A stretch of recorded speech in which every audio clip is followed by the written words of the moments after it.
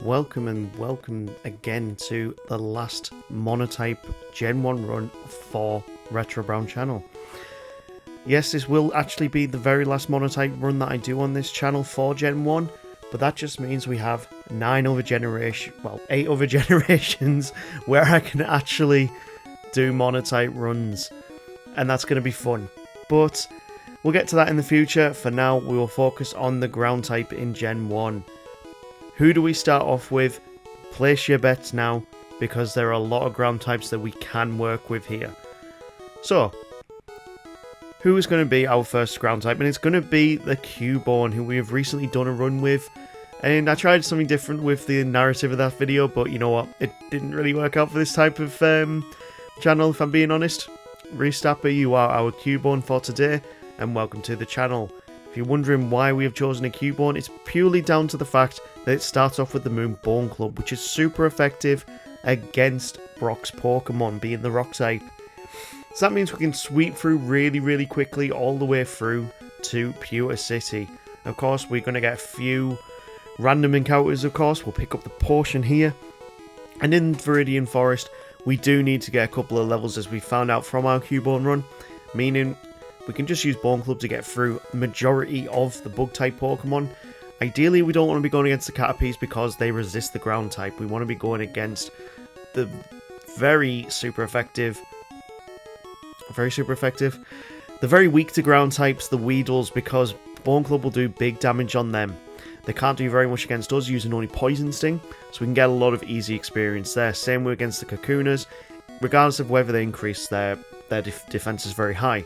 Now, we do only have 20 PP to work with when it comes to Bone Club. So it means we really need to get through these fights without losing or using Bone Club more than 20 times. And I'm even going to try and skip the Light Years trainer here. So we're going to go straight for Brock. And we missed the very first Bone Club. But thankfully, his Geodude only uses one tackle by the time we get through to the Onix. So this is actually looking really good for us. If we can use Bone Club 2 more times, we managed to get through before the bite hits. So yeah, before even level 10, a Cubone can beat Brock. I think that's even better than the the solo run that I did with Cubone itself. With that, we can move straight on to the next routes. And in Mount Moon, we can pick up our second Pokemon. And if you haven't guessed who that is by now, it is going to be the Rock Pokemon Geodude. Because it is a Rock ground type, it is legal for this run. And we've added our second team member to the team. We are going to use Moria for our Geodude for today. Thank you for subscribing and welcome to the channel. It's been a while since I've seen you in the comments, but I appreciate that you are still here. So, we can actually learn Water Gun as a Cubone, which I find very weird. If you look at Cubone's TM moveset, it's actually phenomenal. Worst thing about it though, a lot of the special moves it can learn aren't really backed up by the fact it's got pretty pitiful special stat. In the grass just outside of Cerulean, we can pick up our third team member, which of course is the Sandshrew. Now, I pretty much pick one of these up on every single solo run because it is easily the best HM slave Pokemon that you can find. And it is just so useful. Growing up, Sandshrew was also one of my favourite Pokemon, if I'm being honest. I just loved the design, I loved it in the anime. It's a great Pokemon in my eyes. Let's see how these three guys do against the rival on Nugget Bridge. Geodude is the perfect Pokemon to be going against that Pidgeotto with the move Rock Throw. Even though Rock Throw's got terrible accuracy, it's still helping us get through this entire fight. And in the early game where there are a lot of normal type moves being thrown around, Geodude is great to tank those hits. Now, we have a big problem against the Squirtle. Yes, I chose the rival to have a Squirtle for this run because basically none of our Pokemon can learn a move that will be super effective against it, as far as I'm aware at this point in the run. But Stapper pulls through and we get a win against the rival first time. That brings us to the rocket just outside of this house. Now he stole a TM, we're going to steal it back because we want the move that he has stolen. We want the move Dig. Now we've got 3 ground Pokemon to work with here, and the choice of who to use it on is going to be very crucial to these next couple of fights. Considering Komori, who is... Yeah, I forgot to mention your name. Komori is our Sandshrew for today. Thank you for subscribing. I appreciate you being here, and welcome to the channel. Now, we're going to actually skip Misty for now, because there is more Pokemon that we can go and catch before we actually need to go and beat Misty. Our level cap is still level 21, and we've still got room to work with, and there are still moves that we want. One, for example, being Body Slam in the SSN. If we can pick that up, and we can pick up one more Pokemon, I feel like we've got a good chance to do this at the level cap. Now, the move that we want, of course, is Body Slam, but the other Pokemon that we want is very conveniently placed right next to the Electric-type Gym Leader's Town. And of course we will head there soon because we want to go and get ourselves a Diglett. We've done a Dugtrio run recently, and of course it performed really, really well, so I really want to get this Pokemon on the team as quick as possible. Now, the Pidgey trainer just outside of Vermilion causes us a hell of a lot of problems, but one of the best things about Sandshrew, it also learns Sand Attack as well, meaning all of the Sand Attacks that have been thrown at us, we can throw it back at them just as good with our Sandshrew. We can go and pick up our Diglett, and this is going to be the key to beating Misty at the level cap with these 4 Pokemon. Now, you might be wondering, why is that? Well, out of the 4 Pokemon that we currently have, Diglett is an extremely quick Pokemon. That speed alone is going to be so vital in this run, and I'm so happy we can actually use Diglett in this run. So, now we've caught our Diglett. What are we going to call it? It lives under the ground. I'm going to call it Stubbs. It's been a while since Stubbs has been one of our Pokemon or of our rivals, so might as well put you back here. And plus, Diglett kind of is a stub in the ground, really. So, let's go into the SSN. Let's go and get ourselves up to the level cap with all of these Pokemon, and then we'll track back and we will see how we do against Misty. Another great thing about Diglett, it gets Dig extremely early on in its moveset. And that is going to really, really help, because now we have 2 Pokemon that have Dig. We're starting off against the rival on the SSN with Demoria again. And very, very soon, a lot of our Pokemon are going to start evolving. It's around about that 20 level where most of them start evolving, so this team is going to get a big upgrade very, very quickly. Demoria can also learn Self-Destruct, which will be a great move if we can get it to work in the Misty fight. So, considering we've got taught in Mega Punch, we've got Self-Destruct, our Geodude is kind of stacked right now. The major thing we don't want to take is special type attacks, because pretty much all of our Pokemon aren't specially strong at all. Our Komori has now got Slash, and it has been disabled, meaning it does go down to a Confusion.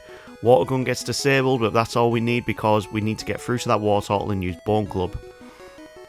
We do get taken down, we've got 2 Pokemon to work with here, but the best thing about Stubbs, it can learn Body Slam, it can just tank a hit, and it can use Dig, which is 100 base power in this generation, and with our Stab, even better. This is a good team. So let's move our way back to Cerulean City because we need to go and get the next badge. And I'm not too sure what the best order is to go against her in this, but we cannot go above level 21. So, yeah, let's see how we do. We need to take out the Staryu first, and of course, considering we are ground-type Pokemon, she will only use Water-type moves against us. We can actually level ourselves up to level 22 going into this fight, and we managed to get 1 dig off before getting taken down by the Starmie. When we move into Komori, we're hoping we can get Sand Attack off, but it just doesn't happen. And this is how quickly south this fight can go with this team. We can't use Self-Destruct when we're the last Pokemon in the team, otherwise we will automatically take an L. So let's try this again, and we might need a different team rotor to actually get through this. At level 21, 22, we can actually one-shot the Staryu with Dig. We can get a paralysis on the Starmie using Body Slam, and then we can self-destruct for the win with just the Diglett and the Geodude. This is how we get through the fight. And I enjoyed that strategy. It took me a couple of tries to figure that out, but I'm very proud of myself that I did that strategy and it worked. Anyway, let's go back to Vermilion City and let's see how we do against Lieutenant Surge. This should be Hands down the easiest fight in the entire game for us. Let's just use Dig all the way through, and Komori should be able to one-shot this on its own at the level cap. We put the level cap up to level 29, and of course Komori evolves into Sandslash at level 22. We picked up the TM for Thunderbolt, which I don't think any of our Pokemon will be able to learn. And the next fight coming up, of course, is the Rappinlass. A lot of our Pokemon aren't very fast, so we're going to start off with our Diglett for this.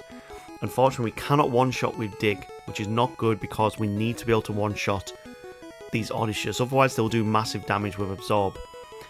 We can get a few critical hits, which will happen a lot with a Diglett with having high base speed. And as soon as we got past the Rappinlass, I'm not really worried at all for Rock Tunnel.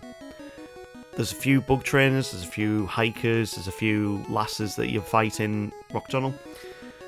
Apart from the lass with the Bulbasaur and the Oddish, I'm not really worried for Rock Tunnel at all. It should be quite an easy run. Now, we are going to pick up our 5th Pokemon here, and that of course is going to be Onix. It is a ground rock type Pokemon, so we can pick up this Pokemon here. Once we have managed to paralyze it, get it down to low HP, we can use our Pokeball, and there we go, we have our 5th team member. Now, Onix's stats are pretty bad, but with the right strategies as we found in the rock type mono run, right at the start of this playlist, we actually did make really good use of Onix.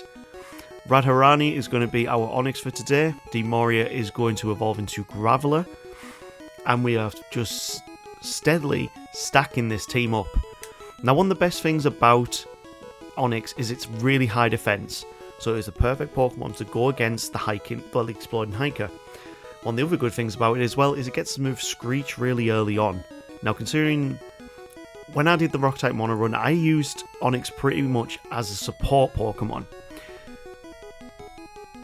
purely for the move Screech. If it reduces the attack, the defenses down by 2 stages, it's better than just reducing it down by 1. It means we can then switch out into a different Pokemon, and our Rock Throws and our Screeches, well, our Tackles, will do so much more damage after we've used Screech. I purely think this is the only reason why they gave Onix the move Screech, is because it does have terrible offensive stats. Its defenses are amazing, its speed is decent, but its offensive stats for a large rock snake do not make sense whatsoever. Maybe I should make a video on Pokemon that just don't make sense. Would that be something you guys would actually want to watch? Let me know down in the comments, and who knows, maybe we could start off a different playlist about like top 10 Pokemon that just don't make sense, and different top 10s like that. I've been thinking about it for a while, of whether I should do top 10 playlists. I mean, they're very popular on YouTube. Let me know what you guys think, and maybe we might do that. Sailor Emma, who is our rival for today, I completely forgot to mention right at the start of the video, sorry Emma. You are today's rival, and we have just decimated you in Lavender Tower. Moving on to Celadon City, we are going to pick up the TMs that we can in Celadon, and we will pick up the TM for Rock Slide. It is very annoying that you only get one of these in the entire run, but it's a very powerful move nonetheless. We can then move on to the Rocket Game Corner, and with our Pokemon, our team, especially the Rock types, we've got a great team to use to get through this entire base extremely quickly. Onix and Graveler are honestly really, really well suited for this little side quest. Majority of Pokemon that you go against are Poison, Normal, and Flying, being the Zubats. Ground types as well. Other than that, there's not really too many other different types. Stubbs is just decimating Giovanni. Considering he's supposed to be the ground type trainer and uses quite a lot of normal types. I was watching a video recently, I think from Shepsky Dad, or I can't remember who it was, it might be an MJTV as well, where he was giving every single gym leader a second type, and they gave Giovanni the ground and normal type, and I think that is completely apt, very, very apt, and very appropriate for Giovanni. It's a very interesting video if you guys ever come across it. Gym leaders who have a second type, and I think they've started doing this in multiple generations. Right before we go against Erica, our Cubone evolves into Marowak. We've got Dugtrio as well now, who evolves earlier on, and our team is looking really stacked. Unfortunately, because I don't allow trades in these runs, our Demario will stay as a Graveler for the rest of this run. Going against Erica, we're not doing too bad. We've got through to the Vileplume with not much of an issue. Dig is super effective against 2 of her strong Pokemon, and Komori pulls through, getting us the win. So we've got 5 Pokemon now, and you might be wondering who is going to be the 6th. Well, that's going to be a little while off right now, but you might be able to figure that out before it happens. Radharani is going into this fight against the Rockets in Lavender Tower, and pretty much Onix just soloed the entire Lavender Tower on its own, just with Rock Slide. Even against the Ghost type Pokemon, Rock Slide was a great move to use. And it isn't happening very often. We actually get many misses in this run so far as well. We save Mr. Fuji and he doesn't seem bothered by it, so instead we steal the Pokeflute and we move down to Fuchsia City. Pretty much reason for this is because, as I was alluding to earlier, we can go pick up our final team member, and if you don't know who this is at this point, think about the ground type Pokemon that you can get in the Safari Zone. So let's go and find our Pokemon. That is going to be Rhyhorn. It takes a few times to get in the Pokeball, but of course we do manage to take it. And our Rhyhorn for today is going to be called Raymu. Thank you for subscribing and welcome to the channel. Really appreciate it. Pick up the gold teeth. We can actually teach Rhydon Surf of all things. Don't know if we can teach Rhyhorn that, but yeah. Really weird. Rhydon, the rock Pokemon, the rock Rhino, can learn to surf. You guys explain that one to me as well. That might be another one for this top 10 of Pokemon don't make sense. Anyway, let's go into the Koga fight, and of course, being the ground type, we will sweep through this gym incredibly quickly. We get the Dig Self-Destruct combo that I love so much on these runs, and we move through with 5 gym badges. That brings us to Silphcore, and the next big challenge, which will be the rival. Let's see how we do in Silphcore. We are going to go and pick up a different move as well, because on floor 10, you can go and pick up the TM for Earthquake. We've taught the TM for Double Edge to our Graveler as well. We can pick up a Carlos, a Rare Candy, and finally TM26, which is Earthquake. A fantastic move, and honestly, after doing 50, this is the 15th Monotype run I've done in Gen 1. This might be my favourite team, this might be my favourite type in all of Gen 1 if I'm being honest. I love the ground type Pokemon, I love the designs. Onix not so much, Diglett not so much, but Sandslash, Marowak, Geodude, I just think they're great Pokemon designs. Which of the 6 Pokemon we have here are your favourite Pokemon designs? Please let me know. I would love to chat to you about which one is the best design. Okay, so we do lose against the rival, and let's see how we do against the Blastoise. Now, I'm going to be cheeky here. I have taught our Onix Toxic. I told you I was going to make it a support Pokemon, and with Toxic, Onix solos the Blastoise on its own. Oh wow, Onix has got so much more utility than people ever give it credit for, I think. Our Marowak has got Ice Beam and Bubble Beam to give it more coverage. We've got Seismic Toss, we've got Bone Club. Restapper, man, as a Marowak, you've got so much to work with. It's incredible. Ice Beam does not take down Rhyhorn in one though, but we've got 5 more Pokemon to work with when it comes to the Nidoqueen. A big Earthquake from Demaria will give us the win here.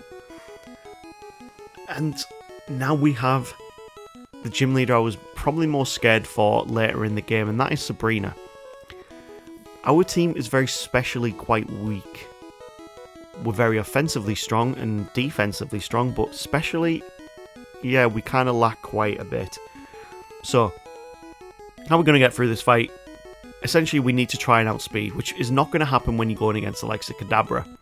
Raymu goes down to 1 Psychic straight away, and there's only our Dugtrio who can outspeed any of the Pokemon.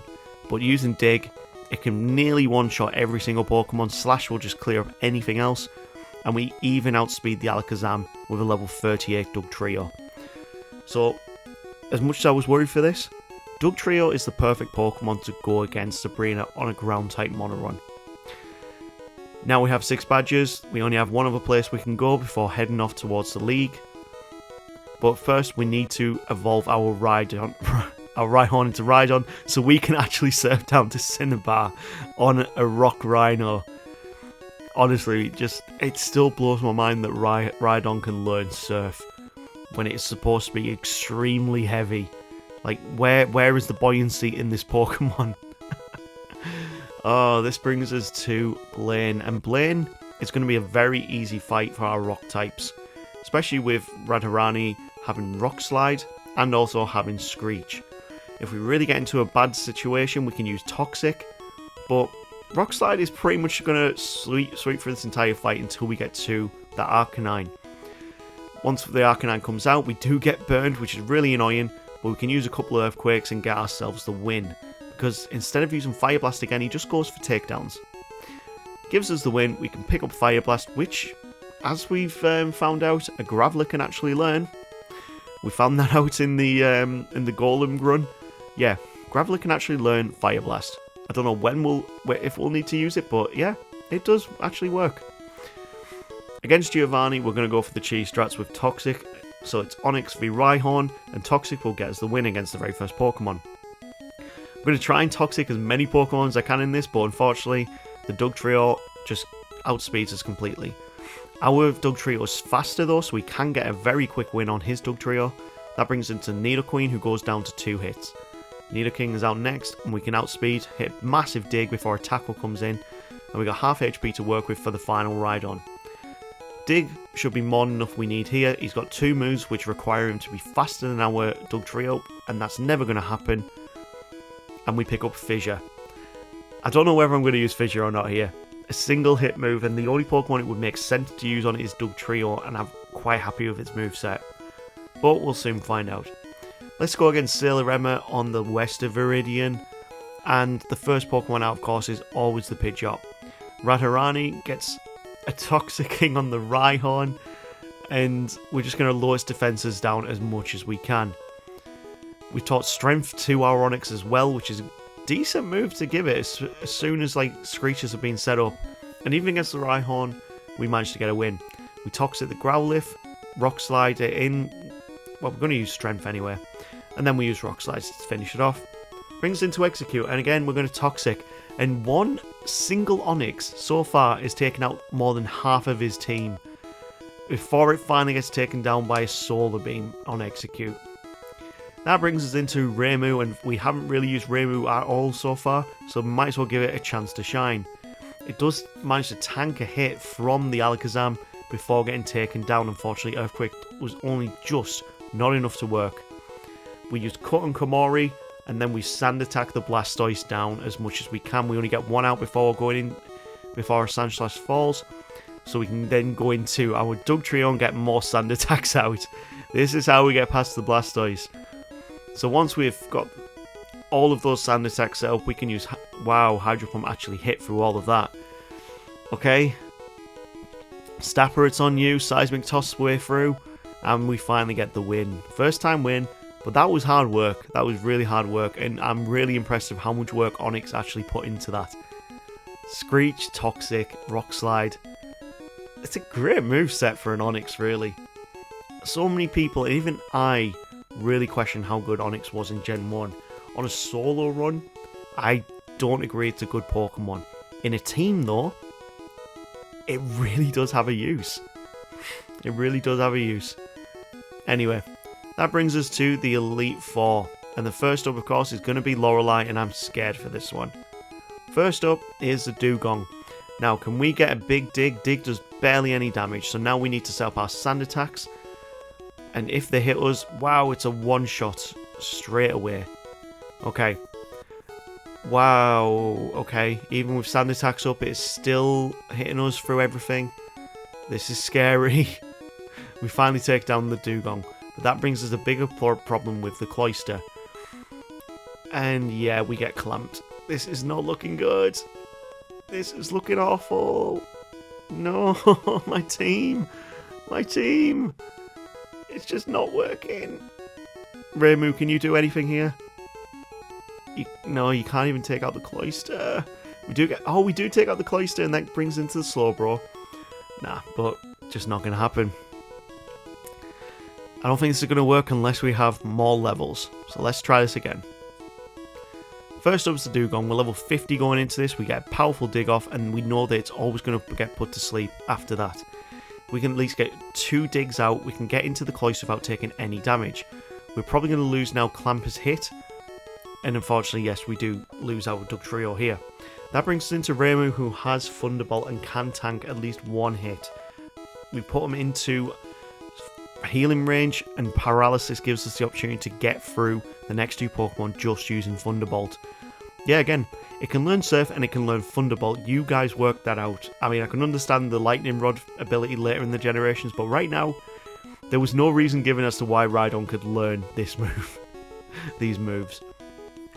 Komori manages to tank 1 hit from the Jinx to get it out and get 1 Sand Slash in before getting taken down. Demoria goes down without anything whatsoever, and that brings us into Lapras v Restapper. That 1 sand attack made the complete difference, and Boomerang gets us the win. What a tight battle that was. That brings us to Bruno, who was pretty much he's awful. He's really awful. We've got ground type Pokemon. He decides to use Thunder Punch. Let's sweep through this and get him out of the league, because Bruno, how you managed to stay as an Elite Four member is beyond me. Completely beyond me. You're trash. Slash takes down all of his Pokemon, and pretty much we've soloed that with just 1 Pokemon, barely above level 50. Let's see how we do against Agatha. Now, we actually have the type advantage here because she's known as the Ghost type trainer, but that's, in my opinion, false. She's got more Pokemon that are Poison type than anything else. So in my opinion, she is the Poison type Elite Four member. And she's an annoying member. Completely understand she's the most annoying member. And we lose Komori on the 3rd Pokemon. We need to make sure that Earthquake can do big damage on all of her Pokemon, but Graveler is a great Pokemon for this fight. It can tank hits. And the only moves we really need to worry about are getting put to sleep, Dream Eater, and Nightshade. We do get Toxic ourselves, but we power through to get an Earthquake in, and we get the win first time. That brings us to the Elite Four member I was second most worried about, and that is Lance. Just for one reason, from which you are seeing right now, and that is Gyarados. Gyarados' Hydro Pump is a guaranteed one-shot on every single one of our Pokemon. So we need to get our Sand attacks up straight away, or we are just going to gradually lose this entire fight. It's annoying as well that he has Hydro Potions. Man, we've lost half our team and we've not even taken down 1 of his. We finally take it down, and we've got 3 Pokemon to work with here. We move into Restapper, who actually has an Ice-type move, and we need to keep it alive. We use Boomerang, we use Blizzard, and Dragon Rage is just not what we want to see. It's on 14 HP, and we need to... Yep. Okay, Komori, you're back in. Sand attack. Oh, we get confused. We're so close. We're so close. Can a Graveler do this at level 50? Can we do this? Come on, Demoria. Don't let me down now. Double Edge, for God's sake, Hydro Pump, that's it. We're not going to beat this Aerodactyl. Let's try this again. We need better luck against that Gyarados to get more of our Pokemon through. And annoyingly, Stubbs goes down straight away, which is not the worst thing because Stubbs... Oh, now Komori goes down as well. This is looking bad.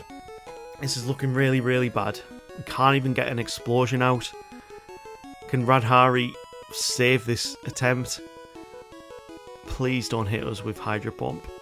We get a big hit in.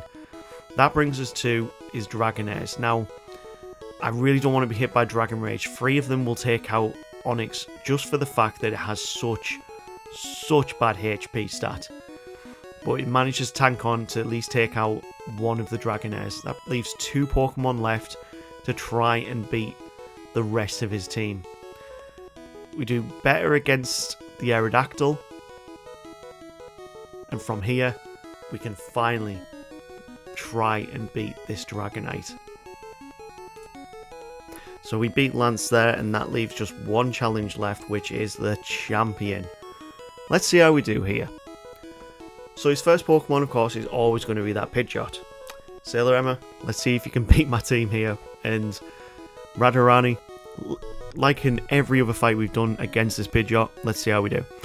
Rock Slide and Screeches are going to take down this Pidgeot with pretty good,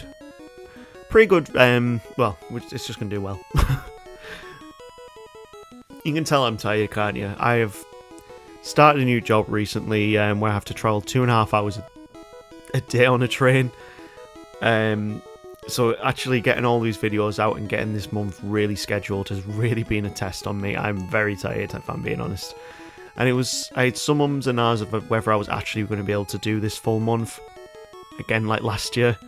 But I went for 11 months after being made redundant last November, before finding a new role.